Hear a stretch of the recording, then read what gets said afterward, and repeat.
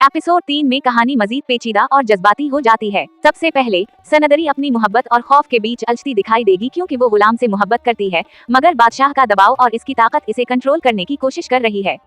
गुलाम, जो अब भी बादशाह की हर बात मानता है, इस बार अपनी वफादारी और मोहब्बत के दरमियान फंस जाएगा। वो देखेगा कि बादशाह सनदरी पर जुल्म कर रहा है, मगर वो कोई बराह रास्त कदम नहीं उठा पाता, जिससे इसके अंदर एक दाखिली कशमकश पैदा होती है। सनदरी का दिल गुलाम की तरफ माइल होता रहता है और वो छोटे छोटे इशारों से अपनी मोहब्बत जाहिर करती है, जैसे निगाहें या बात चुपके से करना, लेकिन बादशाह की मौजूदगी और इसकी सख्ती की वजह से उसे मुकम्मल आजादी हासिल नहीं होती।